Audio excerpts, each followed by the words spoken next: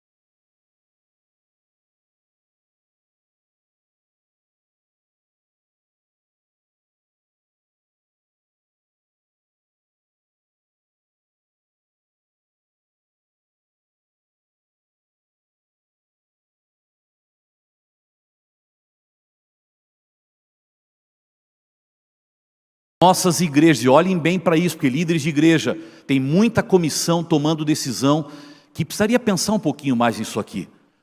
Nossas igrejas precisam de uma mudança de conteúdo, não de formato.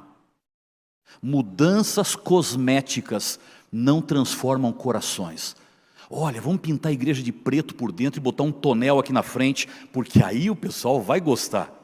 Gente, isso não transforma corações. Olha, se a gente colocar uma fachada super moderna e gastarmos uma fortuna para passar 10 anos pagando, aí o pessoal vai passar na rua e dizer, vamos entrar. Tudo isso pode ajudar, mas não é isso que transforma o coração das pessoas. Você pode pintar a sua igreja de todas as cores que você quiser. Se o Espírito Santo não estiver lá dentro, nada vai acontecer. Você pode reformar e ampliar e modernizar e colocar ar-condicionado, não é ruim, isso é bom, a gente gosta, mas você não pode descansar nisso pensando, se fizer isso, vai dar um boom. Gente, mudanças cosméticas não transformam corações. Eu queria que vocês pensassem um pouquinho comigo, acho que a apresentação está ali na tela, sobre essa palavra que apareceu ali, prioridade. Qual será a prioridade da igreja para os próximos 5 anos? Sabe qual é? Não é algo novo.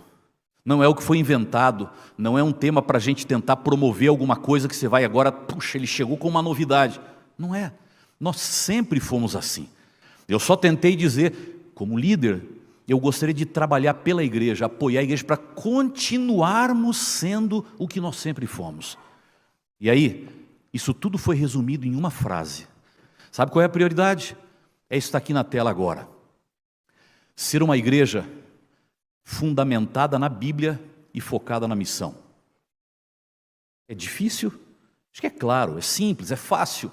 Qual é o sonho da igreja?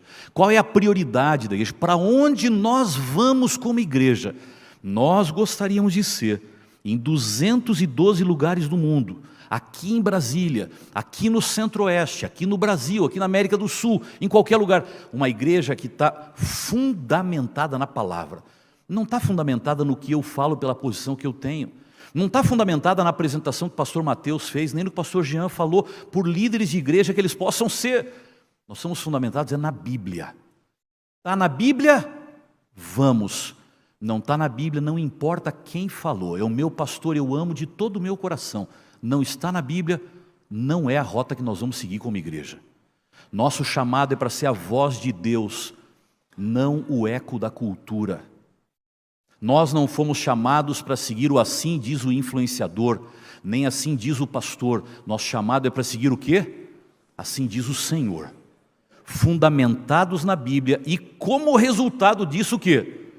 Focados na missão. Tem uma base bíblica para isso. E a base bíblica está em Isaías capítulo 37, e você vê aí na tela, Isaías 37 tem uma promessa de restauração para Judá e uma visão especial para o remanescente de Deus. E quando você vai para lá, para o capítulo 37, você tem Bíblia, você pode acompanhar, mas eu vou colocar tudo aqui na tela para facilitar o tempo agora. Quando você vai para Isaías 37, você vê um momento de uma história de milagres e conquistas. Aquele foi um tempo de crise, mas também foi um tempo de vitória na vida do povo de Deus. Foi naquela história de Isaías 37 que um único anjo de Deus se levantou e destruiu 185 mil soldados do exército assírio, só para mostrar que um com Deus é o quê? É maioria. Não precisa ter medo não, se você está com Ele, vá, porque Ele vai fazer milagres. E aí vem o texto, Isaías 37, verso 31. É o mesmo texto que você encontra em 2 Reis, capítulo 19, verso 30. Falam a mesma coisa porque contam a mesma história. A Bíblia diz, aqueles da casa de Judá, que escaparam e ficaram como remanescentes. Essa palavra remanescente conecta o texto do passado com a realidade do presente. Aqueles da casa de Judá que escaparam e ficaram como remanescente, tornarão a lançar raízes, e uma outra versão fala raízes para baixo, e vão fazer o quê? Dar frutos para cima. E para mim aqui está o fundamento dessa visão que eu queria colocar para vocês. Foi um desafio para Judá e é um chamado para o remanescente, chamado para ter raízes profundas e para ter frutos abundantes. Por isso nós queremos ser uma igreja que é fundamentada na Bíblia, tem raízes profundas, mas ao mesmo tempo é focada na missão e produz frutos abundantes. A nossa raiz, ela está no poder da palavra, é daqui que vem a força que nós temos, e os nossos frutos, eles mostram a força da missão. E, irmãos, não se esqueçam de uma coisa, que por aí nós estamos perdendo. Quanto mais profundas forem as raízes, mais abundantes serão os frutos.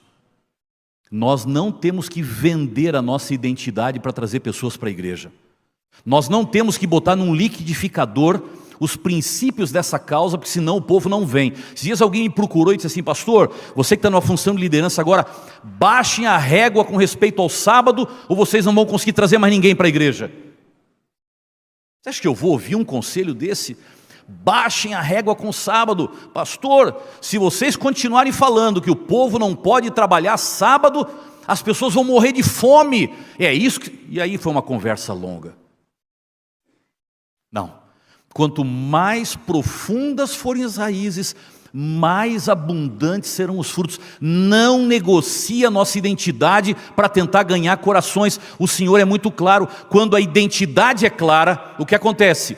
A missão é forte, porque as pessoas não querem vir para um movimento falsificado, eles não querem vir para um movimento aguado. Já tem muito por aí. Ou você mostra que você tem uma identidade clara, é bíblica, é coerente, vem do Senhor, e as pessoas vêm com você. Ou se você começa a disfarçar muito, a pergunta é: por que eu iria para a sua igreja? Porque o que você tem, todo mundo tem. Então eu vou para um lugar onde cantam melhor, um lugar onde o templo tem ar-condicionado, eu vou escolher outras coisas. Mas quando a identidade é clara, os frutos são abundantes. A Bíblia é o nosso alicerce, é a nossa base, é o nosso fundamento. E é por isso que cada vez que eu vou pregar, eu gosto de começar a mensagem lembrando que nós somos o povo do livro. Nós nascemos por causa desse livro. Nós pregamos esse livro. Nós ensinamos esse livro. E pela graça de Deus, nós vivemos de acordo com esse livro aqui. Nós somos o povo do livro. E mais, me perdoem porque hoje pela manhã eu mencionei isso aqui, se me ouvirem pregar outras vezes, eu vou repetir o mesmo.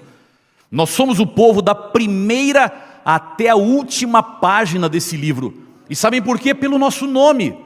Nós somos adventistas do sétimo dia. Nós guardamos o sétimo dia por mais de 300 versos bíblicos. Mas sabem por quê? Porque ele está na primeira página da Bíblia no momento da criação. Nós somos adventistas por mais de 1.800 versos da Bíblia. Mas sabem por quê? Porque em Apocalipse 22, na última página da Bíblia, Jesus fala 3 vezes: eis que venho sem demora. Portanto, ser adventista do sétimo dia significa crer nesse livro, da primeira até a última página da Bíblia Sagrada. Por isso, nós queremos continuar sendo uma igreja que é fundamentada na palavra. Nossa identidade é clara. E eu queria passar rapidinho com vocês aqui 8 princípios que deixam isso claro para nós. Primeiro deles: nós somos o remanescente de Deus. E este remanescente de Deus precisa ser reconhecido pelo poder da sua consagração e não pela grandeza da sua instituição. Nós somos o remanescente de Deus, que precisa ser conhecido, não porque tem Novo Tempo, Casa Publicadora Brasileira, igrejas em lugar, a educação adventista. Essa não é a nossa marca, são nossas ferramentas. Nós temos que ser conhecidos não pela grandeza da nossa instituição, mas pela força da nossa consagração, fundamentados na palavra. Olha só, a igreja primitiva tinha poucos recursos e muito poder. Não pode acontecer o contrário com a gente, de ter muitos recursos e pouco poder. A igreja cristã primitiva gastou 10 dias orando, 10 minutos pregando e milhares se converteram. Olha só o resto. Hoje gastamos 10 minutos orando, 10 dias pregando e pouca gente se converte. Temos que ser conhecidos pela força da nossa consagração, não pela grandeza da nossa instituição. Quanto mais alta a posição que um homem ocupa, eu estou falando aqui de homens e mulheres, líderes de igreja local, maior a sua influência e maior a sua dependência de Deus. A presença do Espírito Santo com os obreiros vai dar um poder a essa mensagem, essa proclamação, como nunca antes houve. Segundo lugar, a nossa prioridade é ser uma igreja que transforma, não uma igreja que impressiona. Não preciso comentar, né? Nossa prioridade é ser uma igreja que transforma, não uma igreja que impressiona, fundamentados na palavra. Número 3, o nosso chamado é para encher a igreja ou para encher o céu? Nosso chamado não é para encher a igreja, o nosso chamado é para encher. Talvez alguém diga: pastor, você está jogando contra a missão da igreja? Nós queremos os nossos templos cheios. Eu também, é claro que nós queremos isso. Agora, irmãos, A nossa prioridade não é ver o povo entrando no batistério e sentando no banco da igreja. Isso é parte do processo. O que nós queremos é ter certeza que essas pessoas são fiéis a Deus e estão se preparando para a volta de Jesus. Porque o nosso foco não é dizer, batizei, sentou aqui, graças a Deus, vamos atrás do próximo. Eu preciso ter certeza que essas pessoas estarão no céu, porque esse é o foco principal da igreja de Deus. Por isso, fundamentados na palavra. Número 4, nossas igrejas, e olhem bem para isso, porque líderes de igreja, tem muita comissão tomando decisão, que precisaria pensar um pouquinho mais nisso aqui. Nossas igrejas precisam de uma mudança de conteúdo, não de formato. Mudanças cosméticas não transformam corações. Olha, vamos pintar a igreja de preto por dentro e botar um tonel aqui na frente, porque aí o pessoal vai gostar. Gente, isso não transforma corações. Olha, se a gente colocar uma fachada super moderna e gastarmos uma fortuna para passar 10 anos pagando, aí o pessoal vai passar na rua e dizer, vamos entrar. Tudo isso pode ajudar, mas não é isso que transforma o coração das pessoas. Você pode pintar a sua igreja de todas as cores que você quiser, se o Espírito Santo não estiver lá dentro, nada vai acontecer. Você pode reformar e ampliar e modernizar e colocar ar-condicionado, não é ruim, isso é bom, a gente gosta, mas você não pode descansar nisso pensando, se fizer isso, vai dar um boom. Gente, mudanças cosméticas não transformam corações. Reforma, pinta, melhora, moderniza, mas não descansa nisso como sendo o grande ponto, o ponto principal daquilo que vocês vão fazer como líderes de igreja. Pense numa renovação espiritual e o resto que seja a consequência disso. Número 5, a nossa identidade na sociedade onde nós estamos tem que ser comparada com óleo na água e não como açúcar na água. O que eu quero dizer? Quando você tem óleo e água, você sabe o que é óleo, você sabe o que é água. Os dois estão juntos, vivem juntos, interagem juntos, mas óleo é óleo e água é água. Mas quando você mistura açúcar e água, você já não sabe mais o que é açúcar e nem sabe mais o que é água. Esse não foi o nosso chamado. Número 6, o nosso compromisso, já mencionei, é ser a voz de Deus, não o eco do momento, da cultura, das influências que nós estamos vivendo. Número 7, a nossa metodologia não pode conflitar com a nossa teologia, porque, irmãos, o que a vida da igreja tem mostrado é que quando teologia e metodologia se conflitam, a metodologia sempre vence a teologia. O que eu quero dizer com isso? Quando você decide fazer coisas na sua igreja mais pragmáticas, para chegar mais perto dos jovens, para poder conquistar mais pessoas, para ser mais relevante na sociedade, e você deixa a teologia de lado para ter uma fórmula mais atraente, quando esses dois entram em conflito e você prioriza o formato e a metodologia, a teologia perde a batalha, a identidade fica mais fraca e o poder do Espírito Santo não pode mais trabalhar entre nós. Número 8 e último princípio. A nossa identidade tem que ser nossa prioridade.